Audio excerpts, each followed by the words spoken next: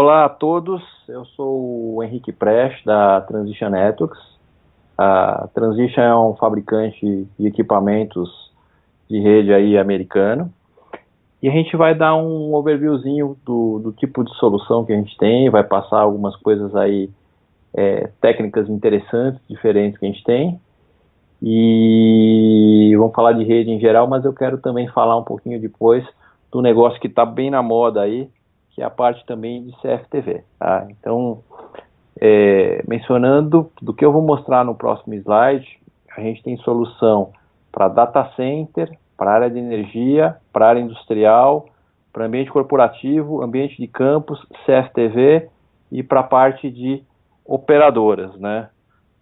Diria que praticamente para qualquer tipo de ambiente a gente tem solução, só que isso às vezes fica um pouquinho ambíguo, então é mais fácil dar nome aos bois. O que a gente tem hoje no portfólio da Transition? Eu vou começar aqui pelo lado esquerdo, na parte de conversores de mídia. Tá? O que é um conversor de mídia? Tem gente que vai brincar, vai falar que é converter a fita VHS em DVD, né? Não deixa de ser uma conversão de mídia, né? De meio físico, né? Só que em rede, conversor de mídia é utilizado para converter, por exemplo, cabo UTP em fibra ótica, cabo coaxial em fibra ótica. Por que a gente faz isso? Porque o cabo metálico, as tecnologias metálicas como coaxial, como UTP, que é o cabinho de rede, como, de repente, um cabo AWG ou algum outro tipo, um serial. Esses cabos, a parte metálica, tudo, na verdade, tem limitação de distância. Mas a limitação de distância do cabo metálico, não importa a tecnologia, é muito menor que a tecnologia em fibra ótica. Um exemplo, o cabo de rede, o cabo UTP, a limitação dele por norma são 100 metros, né? Na verdade é 90 metros e mais 5 metros em cada lado ali nos edge cables. Então assim, são 100 metros de distância. Aí você fala assim, pô, mas eu preciso um ponto de rede a 1 quilômetro de distância, a 10 quilômetros, a 100 quilômetros, como você faz, né? Uma solução seria andar 100 metros, coloca um switch, ando mais 100 metros e coloca um switch. Se a distância for curta, for de 200 metros, até tudo bem, eu faço isso. Agora, se a distância for de 10 quilômetros, eu vou colocar 100 switches ali, vai ficar muito caro o projeto e não vai ficar nem um pouco elegante. Né? Outras situações também, porque a gente quer... então, assim, a primeira situação é distância. Segunda situação, às vezes você tem problema de interferência eletromagnética. Então, sei lá, eu sou uma rodovia, eu tenho fibra passando, e eu estou numa fazenda, tenho também fibra passando, cai muito raio ali, com frequência queima os equipamentos. A fibra ótica não é suscetível a ruídos eletromagnéticos, porque lá dentro é sinal luminoso, é diferente do sinal elétrico que eu tenho, por exemplo, num cabo TP, num cabo serial. Outra situação, muitas vezes eu tenho um equipamento mais antigo, um switch tem 24 portas UTPs, e eu quero que essas portas, de repente preciso de uma porta em fibra para ligar num outro equipamento, e eu não tenho. Então, em vez de eu jogar fora esse equipamento, eu compro um conversorzinho de mídia, converto uma das portas para fibra e tenho minha portinha em fibra. Outras situações também, às vezes eu tenho eu quero ligar diferentes tipos de tecnologia, né? Não só como a gente falou, fazer a conversão para fibra, né? Mas às vezes eu tenho metálicas mesmo, eu quero converter serial em UTP. Então, existem caixinhas que fazem essa funcionalidade. Os mais comuns é a parte Ethernet. Tá? Hoje a Transition tem aí todas as velocidades, começando com 10 MB até 10 GB na parte de conversão de mídia. Talvez a única que tem ainda 10 MB, que tem bastante aplicação em automação industrial. Eu tenho uma máquina que tem 10 anos, mas ela está ali produzindo, na produção, eu trocar essa máquina vai me custar 5 milhões de reais, e a máquina nova já vem com uma portinha UTP 10100 mil. Agora, ou vem uma porta em fibra gigabit. Agora essa que eu tenho, a porta é em fibra 10 mega. Então eu coloco um conversorzinho 10 mega em fibra para UTP e ligo, né? Hoje, daqui a pouco eu falo um pouquinho mais de rede industrial, mas hoje tudo está convergindo para ser IP, para ser Ethernet.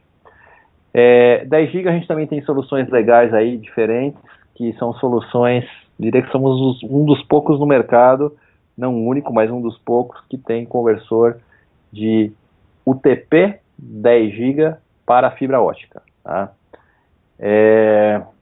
A gente tem então essa parte de Ethernet, tem parte de E1, de E3, né, tecnologias mais ligadas aí, a parte de PDH, SDH para fibra, serial para fibra, serial para UTP, telefonia para fibra, opções aí de câmera analógica para fibra, opções com Power over Ethernet, que é quando o próprio cabo UTP já fornece a alimentação, né, é um conceito, né, PoE, Power over Ethernet. Existe hoje dois padrões mais comuns no mercado, tá, o 82.3 AF, que é um que dá 15 watts por porta, existe, na verdade é 15.4 para ser bem exato, existe um chamado AT, que são 30 watts de potência. Então você imagina o cabo de rede, você vai ligar uma câmera, um access point, um controlador de acesso, um sensor, um controlador aí para automação, né?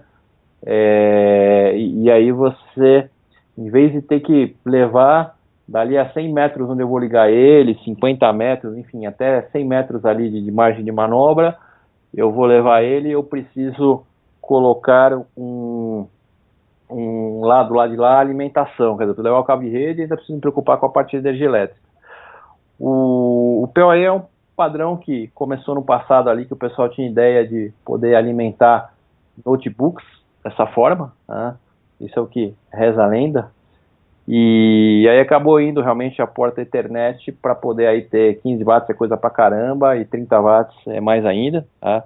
Existem alguns fabricantes ainda que têm soluções aí para 80, para 100 watts, são bem específicos, são nichos, mas também existe, tá? Mas os dois mais comuns são esses que eu falei. Então a gente tem opções, inclusive, então, do conversor. Você converte da fibra para o TP, você tem 100 metros ali levando o caminho TP e esse cabo já sai energizado. Então você liga o equipamento nele e você não precisa fornecer alimentação. A gente tem uma parte também de extensores, isso eu falo já quando eu falar de CFTV, assim a gente não fica repetitivo. Tá? Formato de conversor standalone de chassis. Chassis é aquele cara que você coloca vários cartões, e esses cartões, cada cartão equivale a um conversorzinho do pequeno, do standalone. Você pode fazer empilhamento de vários chassis, a gente tem vários tamanhos de chassis diferentes, tá? Tem um slot, 2 slots, 6, 8, 13, 19 slots. Pode fazer, então, empilhamento, troca com os módulos ligados, ele tem redundância de fonte, esse negócio de trocar com os módulos ligados, ou mesmo tirar uma fonte com a outra ligada, não pode tirar as duas ao mesmo tempo, que aí não funciona. Mas isso aí a gente chama de hot swappable, né? Ou troca a quente. E aí o chassis, a linha de chassis da Transition, e alguns dos conversores também standalone que a gente tem em gerenciamento, a gente tem uma coisa diferente do resto do mercado, porque a gente gerencia, geralmente o pessoal gerencia, caiu a porta, caiu a fonte, um problema no link.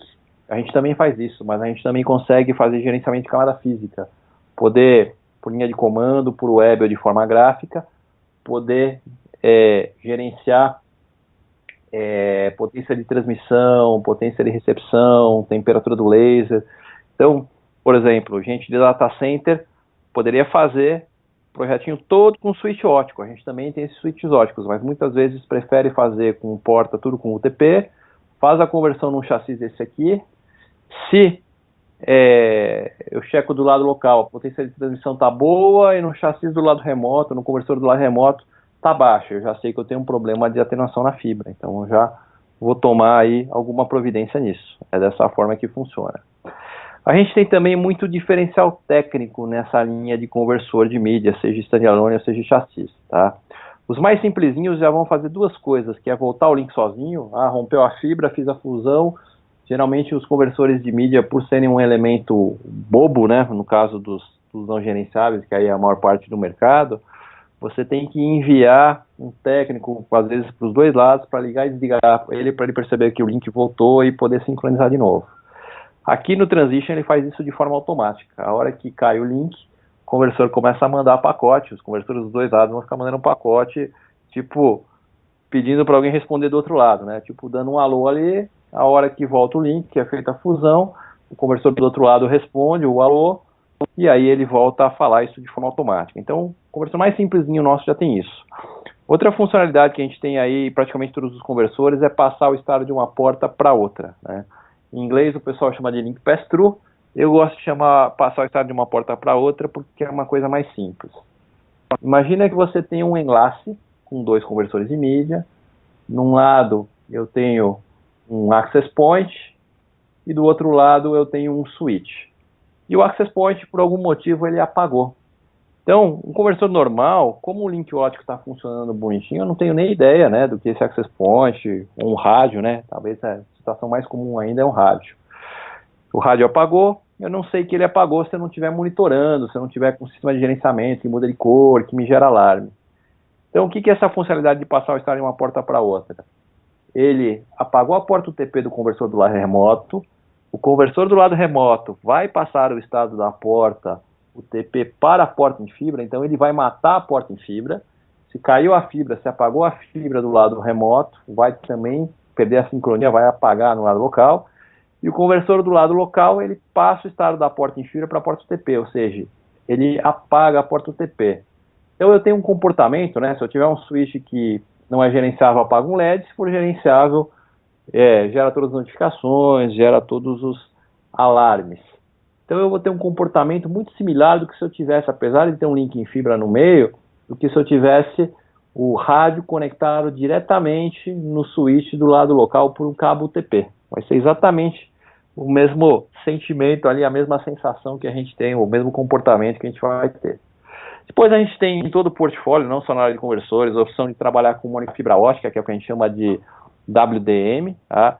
Eu transmito e recebo na mesma porta ótica, só com comprimentos de onda diferentes. A gente está muito acostumado a transmitir numa porta e receber em outra, né? Que é o que a gente chama de uma comunicação duplex. Quando a gente faz o WDM, é o simplex. Tá?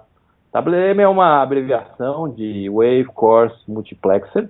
É basicamente multiplexação, é jogar os dois sinais num par de fibra. É muito similar ao que o celular faz. Eu transmito e recebo ali no mesmo aparelho. Tá? Aqui no caso, não é um aparelho, é uma porta ótica. E no celular é frequência, aqui é comprimento de onda. Tem produtos que são gerenciáveis, então o próprio conversorzinho de mídia ele é gerenciável por SNMP, ele é um conversor de mídia, às vezes uma porta em fibra UTP, ou às vezes mais de uma porta UTP, ou mais de uma porta em fibra para ter redundância, mas ele é gerenciável por SNMP como se fosse um switch. Ele faz priorização, ele faz VLAN, ele faz kill and kill. Ele tem um outro protocolo novo também, a opção chamada OAM. Eu já vou falar de demarcadores, eu falo mais do OAM. Produtos que tem proteção contra surto de tensão, que tem mais de uma porta OTP em fibra, que faz upgrade remoto. Produto até com porta 10/100 AutoSense em fibra ótica. A gente está acostumado a ver isso em UTP, todo mundo faz. Mas fibra ótica também é outro produto que só a Transition tem. Tanto faz se você liga um outro lado, equipamento em 10 ou em 100, o equipamento identifica e sincroniza. Last Gasp, né, que é uma funcionalidade dos gerenciáveis. Se cair a energia, se cair a alimentação, ele consegue segurar um pouquinho de energia dentro dele, que é suficiente para mandar um pacote para o gerenciamento avisando que ele vai cair por falta de energia.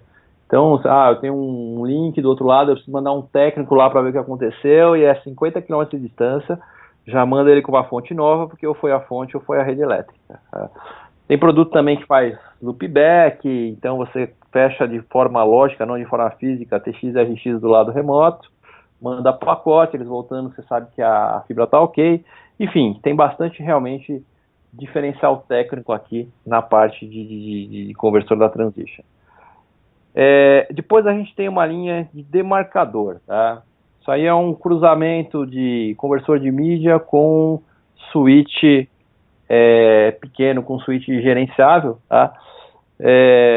Por que eu digo que é o cruzamento? Porque dessas funcionalidades que eu acabei de falar, de last gasp, de passar o estado de uma porta para outra, ele tem várias dessas funcionalidades, mas ele também faz VLAN, Q&Q, que é VLAN dentro de VLAN, priorização, né? Toda essa parte, então, aí de QoS amarrada na priorização.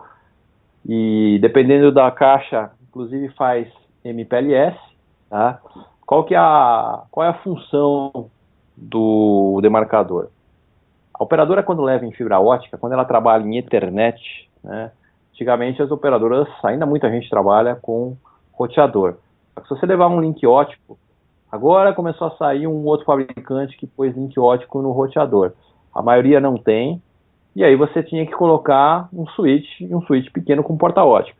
Então o demarcador não deixa de ser isso, só que agregar alguns protocolos novos nele, né? Como eu mencionei, tem o MPLS. Para que serve o MPLS? Eu quero fazer um circuito virtual, eu posso usar, é um conjunto de protocolos, tá? É uma tecnologia aí que já está no mercado faz bastante tempo, onde eu consigo criar, entre outras coisas, circuitos virtuais com qualidade de serviço. Então tem caixas que tem MPLS, todas elas têm o gerenciamento via SNMP, o foco é em operador, em provedor de serviço, e tem o protocolo novo que eu falei agora há pouco, que eu já falava, que é o OAM, né? O que é o OAM? O OAM é uma abreviação, é um nome, né? Assim como o SNMP, que diria que praticamente todo mundo conhece, que é Single Network Management Protocol, é um nome, tá? É o protocolo de gerenciamento mais utilizado. Existe um nome chamado OAM, que é a abreviação de Operação, Administração e Manutenção do inglês. O SNMP, eu tenho que configurar, no lado do servidor, eu preciso configurar o IP dessa caixa para de tempo em tempo ele ir lá e fazer um negócio que a gente chama de pooling, né, que é checar o status dele, e se tiver algum problema, o sistema de gerência gera um alarme. E do lado do equipamento, eu preciso geralmente levar um técnico em campo para configurar o endereço IP nele, para configurar o endereço IP do servidor. Então eu tenho aqui que ter um cara especializado em campo para poder fazer isso. O AM, a grande sacada dele foi que, em vez de trabalhar na camada de rede, colocando endereço IP, foi baixado para a camada de enlace. Esse lance das camadas, quem é de rede conhece, né? Tem o modelo OSI, tem 7 camadas, começa na camada física, depois tem enlace, depois tem a rede, transporte, sessão e aplicação, tá? Mas eu caio da camada de rede para a camada de enlace e eu faço com o endereço MAC. Então, do lado central, no meu ponto principal, eu tenho um chassi de conversor ou um switch que suporte esse protocolo AM, tá? Ele vai estar no modo que a gente chama de ativo, que é um modo que vai estar também dando um broadcast ali, perguntando se tem alguém ali conectado que suporta esse protocolo AM. E quando você coloca o demarcador, ele vai responder que ele suporta, sem ter que fazer nenhuma configuração, ou seja, de forma plug and play, né? O play é da piadinha aí que a gente fazia aí com alguns sistemas operacionais no passado, de forma totalmente plug and play, de forma automática. Eu tenho gerenciamento de falha, sem fazer nenhuma configuração. Eu posso pedir para minha filha menor de 8 anos colocar um equipamento desse aqui. A única coisa é você não inverter o TX com o RX na fibra ótica se for uma fibra duplex. Se for simplex, você não tem nem esse risco. Ela liga ali, ligou na tomada, acabou, está funcionando, tá? Outra coisa interessante, algumas dessas caixas a Transition acabou agregando certificador de rede, certificador de link ótico. Então, as operadoras, os provedores geralmente usam equipamentos aí para fazer testes, e eles fazem os testes que a gente chama de uma RFP, de uma RFC, que a RFC é uma norma, né, um padrão, Request for Comment, a RFC 2544. E aí, teste extremamente completo, né? Se você gerar esse teste inteiro aí, demora tipo 10, 12 horas. Geralmente o pessoal faz a parte mais simplificada aí, gera o relatório para demorar uns 20 minutos. Mas você pode fazer isso em cima desse tipo de produto também. Eu tenho uma aplicação, eu preciso poder certificar link ali sem ter que toda hora, a cada 6 meses, tal órgão regulador exige que eu faça uma certificação no link, ou alguém exige que eu faça uma certificação no link. Um link ótico você pode fazer com esse tipo de produto. Tem uma outra linha de legado aí de TDM, né, de E1 para IP, para ótico metálico, né, caixas de 1 a 32 E1s. Isso aí foi na verdade agora foi feito um spin-off, ou seja, saiu uma nova empresa aqui dentro da Transition, chamada Net2Edge, mas enfim, se alguém tiver demanda alguma coisa, a gente pode auxiliar com isso também. A ideia é converter, são caixas de vários tamanhos, convertendo de 1 a 32 E1s. E1 é um link de 2 MB dentro aí do que a gente chama de hierarquia PDH, é uma coisa mais antiga, mas utilizado até hoje, por exemplo, para transportar 30 ramais ali. Então, PABX a gente tinha isso muito comum aí até uns anos atrás, links de dados também. É um link que carrega 30 canais úteis, tem mais 2 de sinalização. E aí eu falo, eu preciso levar aqui o meu PABX, pegar uma porta que eu tenho aqui de voz, né, um link de voz aqui com 30 ramais para fazer DDR, e eu preciso levar isso para um outro lugar ali para interconectar. Uma solução que você tem, eu estou em São Paulo, quero levar e interconectar isso com o equipamento que eu tenho em Recife. Uma solução seria você fazer uma rede ótica com repetição, ou ir via satélite para poder fazer essa interconexão. A outra seria justamente converte para IP, sai ali pelo seu link que você tem com a operadora, lá em Recife ele recebe isso pelo link e converte de novo para E1. Um diferencial legal que a gente tem nessa solução é que a gente tem o melhor algoritmo de recuperação de clock do mercado. Então, assim, a gente trabalha com redes que tenham até 400 milissegundos de delay, que para quem conhece rede sabe é um delay alto, tá? Placa de rede ótica é OEM aí para vários fabricantes aí conhecidos de servidor, tanto aqui quanto aqui na parte de módulos que eu já vou falar, módulos óticos, a gente faz OEM para vários fabricantes conhecidos de mercado. Então, às vezes, você até já trabalhou com um produto sem saber. CWDM, né? Eu falei agora há pouco que a gente tem a opção de transmitir e receber na única fibra, que é o WDM. Existe o CWDM, que também é uma outra sigla, Coarse, Wave, Demux Multiplexer, que aqui é o seguinte, é poder jogar até 16 sinais sobre um par de fibra. Existe também o irmão mais velho dele, que é o DWDM, que a gente não tem, em vez de 16, é 10 vezes mais, são 160 sinais, 160 comprimentos de onda em cima de um par de fibra. Como o CWDM ele é uma solução que tem 10 vezes menos que o do DWDM, então o espaçamento entre os comprimentos de onda ele é maior. Então, eu não preciso de equipamentos tão precisos quanto no DWDM. E aí, por causa disso, o multiplexador, que é aquele cara que junta todos os sinais, até 16 sinais num par de fibra, e o demultiplexador, que é o que faz o contrário, abre os 16 sinais, né, recebe uma fibra e abre isso em 16 sinais, eles são passivos, ou seja, eles não vão energizados, suportam temperaturas altas, tem a distância aqui, diferente de outras tecnologias passivas, tem distâncias aí que chega até 200 km de distância, então pode trabalhar em anel, ele é bem versátil. E é uma tecnologia que estava meio que esquecida, porque todo mundo falava de, preciso levar 10 GB, 20, 30, 40, 50 GB. Até um tempo atrás não era comum ter portas 10 GB nos equipamentos, era tudo porta giga. Então eu precisava pegar lá um chassi grandão ali com um monte de porta, pegava, sei lá, 50 vezes 1 GB com o DWDM.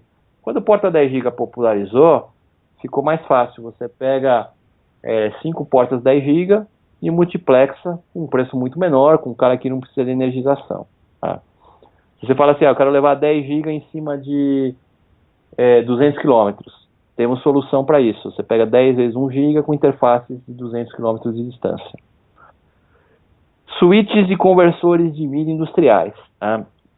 Aqui, o conceito que a gente conhece aí de outras áreas, de operadora, de provedor, de corporativo, a funcionalidade do produto é essa, só que o produto tem uma outra construção. O produto suporta choque, suporta vibração, temperatura de operação de menos 40 até mais 75 graus Celsius. Tem produtos aí, tem alguns subnichos, produto para área classificada, que é aquela que não pode gerar explosão, produto para subestação, tem norma para subestação, temos até um produto aí para a área marítima. Tá? E até tinha falado ali no comecinho, hoje existe um conceito grande aí que a gente fala, que é o conceito de indústria 4.0. Tá? Então a gente Na parte industrial, quem mexe com área industrial sabe que a gente teve a indústria 1.0, que foi quando começou a indústria, quando começou ali a automatizar teares, aí já pulou para 2.0, a 3.0 que já é essa aí que já começa a falar IP, que já começa a falar tudo em cima de Ethernet, equipamentos mais padrões, e agora a gente está migrando, isso no Brasil ainda não é uma realidade, mas nos Estados Unidos e na Alemanha, especialmente na Alemanha, isso começou bem mais, os americanos estão correndo atrás, o conceito de indústria 4.0, que é quando com a internet das coisas, os equipamentos começam a se falar, né? Então, de repente, um determinado equipamento na produção já conversa com outro equipamento para falar, olha, estou com um problema aqui, diminui a produção, segura aí.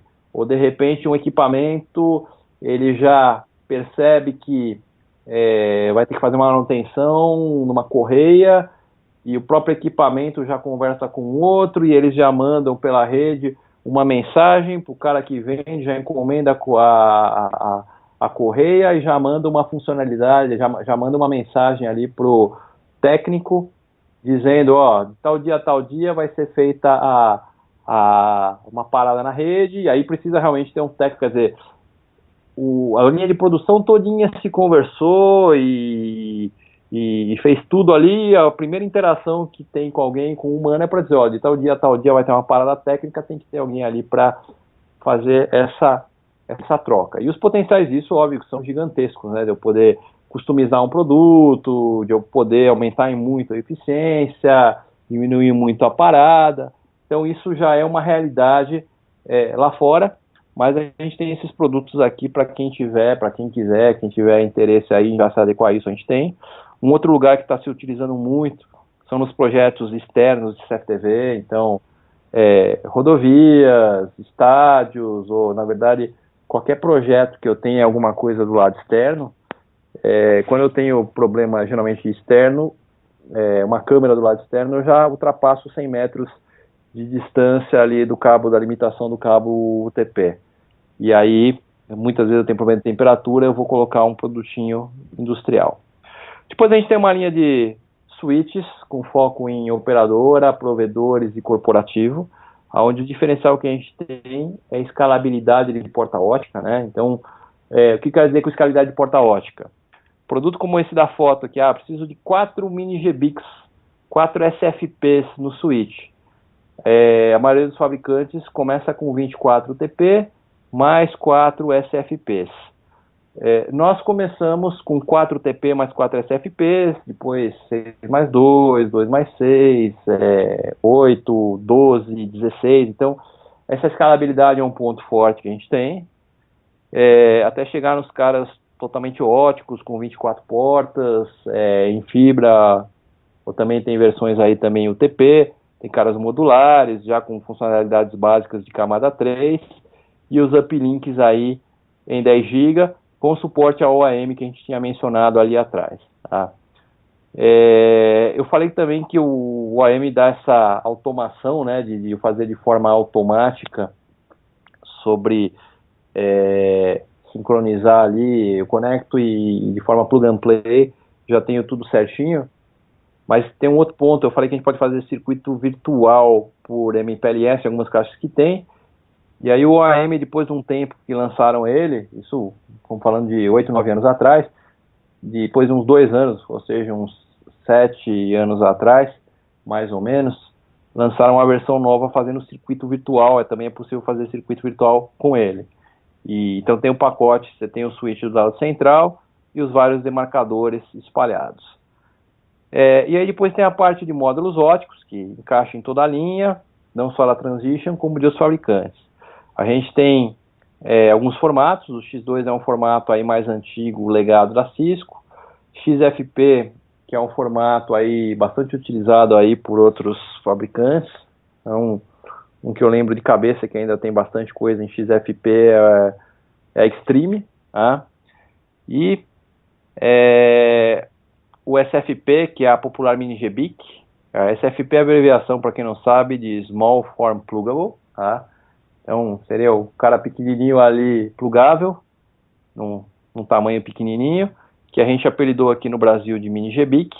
E aí a gente tem mini GBIC em Fast, em Giga, 10 GB e 40 GB. Tá? Muda um pouquinho, quando é Fast ou é Giga chama-se de SFP, quando é de 10 GB chama-se de SFP Plus, e quando é 40 GB chama-se de QSFP Plus. A gente tem uma linha genérica que funciona aí com Huawei, com Alcatel, com Extreme, com Avaya, com vários fabricantes. E a gente tem linha específica para Cisco, para Juniper e para HP, porque dentro desses módulos tem uma memória EEPROM, e aí alguns fabricantes, ele tem um campo ali que é o código do fabricante. Então você tem que casar esse código do fabricante, senão ele bloqueia a porta ou fica dando mensagem de erro na linha de comando. Tá? A gente tem distâncias até 200 km de distância em Fast, Giga, ou 100 km em 10 GB. Tá? Os nossos 100 km são 100 km de verdade, porque tem alguns fabricantes que eu já vi falando que chegam a 120 em 10 GB, mas quando a gente olha a especificação, é a mesma do nosso de 80. Então o nosso realmente tem uma potênciazinha a mais ali para poder chegar nisso daí. Não existe problema nenhum de se utilizar mini GBICs de um fabricante em outro, desde que aí se observe essa questão de tem que ser codificado ou não. Mesmo do ponto de vista de contrato, de perder garantia, não tem nada disso daí. Alguns fabricantes têm até no termo, você pode usar acessórios de terceiro, você pode colocar um pente de memória num roteador, você pode comprar um cabo de terceiro. A única coisa é que, se esse acessório comprovar que ele danificou o equipamento, aí perde a garantia. Com o mini GBIC não tem esse problema, porque a mini GBIC ela não fornece alimentação para o equipamento, ela recebe, né? Então pode o equipamento danificar ela, mas ela nunca vai danificar o equipamento. A gente tem aí a opção de todo o portfólio também, eu mencionei lá de fazer o WDM, transmitir e receber na única fibra. Tem os mini GBICs compatíveis com o CWDM que a gente falou. Mini GBICs com temperatura estendida são pouco utilizados, porque a mini GBIC normal geralmente já vai de 0 até 70, temperatura estendida é de menos 40 até mais 85 graus Celsius. Tem os cabos Twin Axle, ou de Direct Attachment, né, os dois nomes são utilizados. Até o Twin Axle gera muita confusão, porque lembra aí de redes mais legadas, aí, redes antigas aí de 20 anos atrás, ou até mais, diria 30 anos atrás. Mas o que é esse cabo? É um cabo TP com soquete da mini GBIC em 10 GB. Então, ele é um cabo passivo, só que ele custa metade do preço de eu colocar lá num switch, ou em dois switches que eu preciso interligar, mini GBICs e patch cable ótico. Só que ele, por ser passivo, está limitado, a gente tem vários tamanhos, mas está limitado, o maior é 7 metros de distância. Uma outra novidade também é mini GBIC com o TDR, né? O TDR é aquela capacidade, quando você coloca um equipamento de teste de medição, quando rompe a fibra, você ter a distância exata. Eu tenho um link de 10 km e rompeu a fibra, eu ponho o equipamento em cada uma das pontas ali, e aí o TDR ele consegue ler pela reflexão ali do laser, ele consegue me dizer, olha, a fibra ela se rompeu a 2,2 km, 832 metros, com tipo 1 metro de variação ali, de tolerância, né? Então você já manda o técnico ali na localização exata para fazer uma fusão ou refazer uma fusão da fibra. Isso também é um negócio bem interessante. Falando um pouquinho mais aí da parte de garantia, a Transition, os produtos todos têm garantia lifetime, praticamente toda a linha é garantia lifetime, e não é um lifetime do tipo, como no passado alguns fabricantes tinham, que depois de 3 anos que saía de linha, acabava a garantia, tá? Aqui se sair de linha vai trocar por produto equivalente. E a gente tem suporte 24/7, também com tradução simultânea do português para o inglês e vice-versa, tá? É por telefone, tem um número local, ou por e-mail ou por chat no site da Transition, no horário comercial de Minneapolis, que é de 2 a 4 horas para trás da gente, mas tem esse suporte gratuito.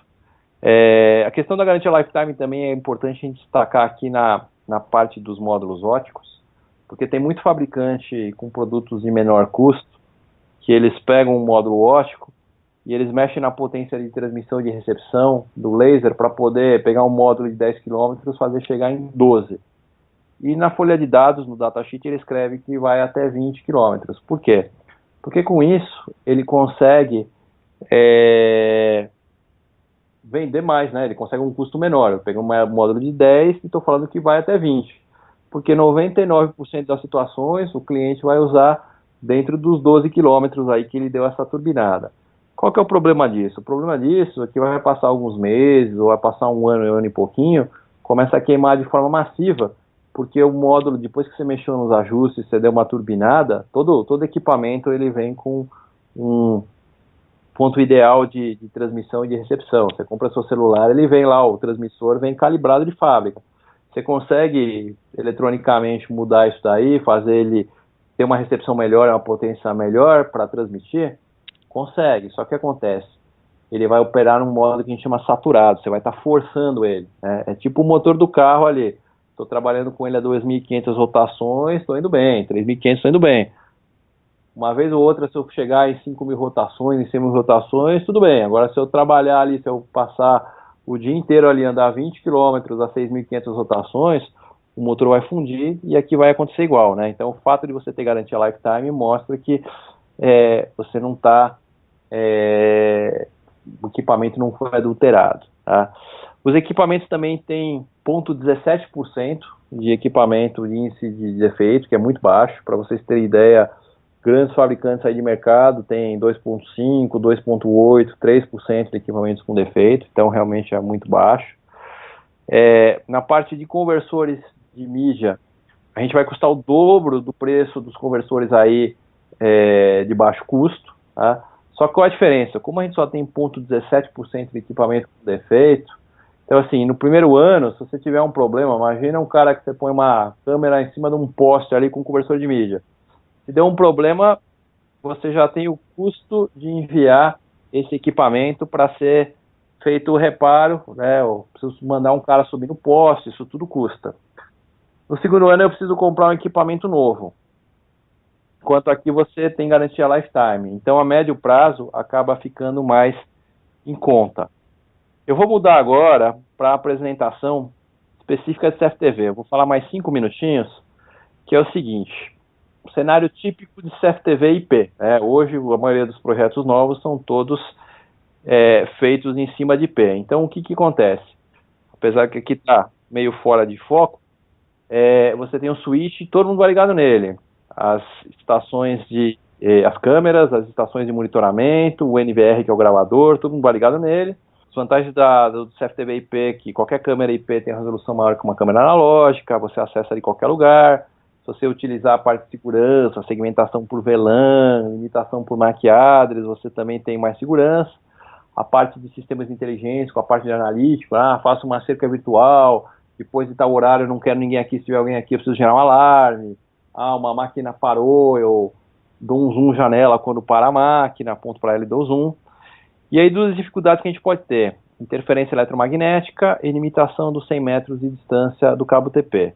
Então a gente tem aqui 3 maneiras eu vou mostrar de resolver a limitação de distância e 2 de resolver a interferência eletromagnética, com base no que a gente mostrou de produtos agora há pouco. Então a primeira delas é usando conversor de mídia, tá? Ou usando um switch ótico. Eu ponho um switch ótico, saio direto, levo até 200 km de distância, do lado de lá ponho um conversor standalone, ou eu saio do switch TP, entro no chassi de conversor, converto para fibra, levo 200 km de distância. Se eu precisar, posso fazer repetição, né? Os 200 km são sem repetição. Se eu precisar, posso colocar caixinhas pequenas e repetir ali de 200 em 200 até chegar onde eu quero, tá? E aí de lá eu converto para o TP e vou ligar a câmera. Do lado de lá a gente tem aqueles conversores mais simplesinhos, que já volta o link sozinho e passa o estado de uma porta para outra, como a gente falou na primeira apresentação. Tem conversor tamanho miniatura, tá? Então é um conversor ali que ele é do tamanho de um cartão de visita, não industrial ou industrial. O industrial já suporta menos 40 mais 75 graus de temperatura de operação. E o bacana é que você pode colocar ele dentro da caixa da câmera. Depende do projeto ali, você está economizando uma quantidade boa de racks que você teria que ter ali para agregar o conversor. Tem o industrial normal, que é nesse formato aqui retangular, que a gente chama de trilho DIN, que é uma reguinha bem utilizada, uma reguinha de metal, onde os equipamentos todos, né, não importa o fabricante, são todos nesse formato aqui retangular. Aqui tem até, nesse miniatura também, tem a opção de você colocar ele de pé ali no trilho DIN, e aí você organiza, eles ficam bem organizados um do lado do outro. Tem opções com PoE, com PoE Plus, tá? O PoE tem uma funcionalidade bem legal. Você imagina que você tem um link óptico ali, tem um conversor com PoE abastecendo, né, alimentando uma câmera IP que está num shopping center. E aí você só pode mexer depois das 10 da noite. A gente colocou uma funcionalidade que você vai do lado local, você desliga a fibra, o conversor desliga essa alimentação do PoE por 2 segundos. Então você reseta a câmera, o access point, o rádio, um controlador, você reseta isso tudo remotamente sem ter que ir até lá. E tem o injetor, onde a novidade que a gente tem agora é injetor em formato industrial, com uma com 2 portas, com PoE Plus lá, que são os 30 watts de potência, e com temperatura menos 40 mais 75 graus. Então a ideia é ligar a câmera por UTP em qualquer uma dessas caixinhas, converter isso para fibra ótica, e do lado de lá entrar direto num switch ótico ou num chassi de conversor e converter para UTP.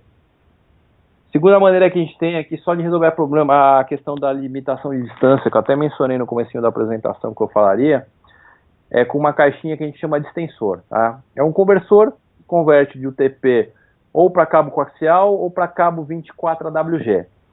Então, o primeiro lance ali de UTP são 100 metros, do outro conversor do lado remoto também tem mais 100 metros, já são 200.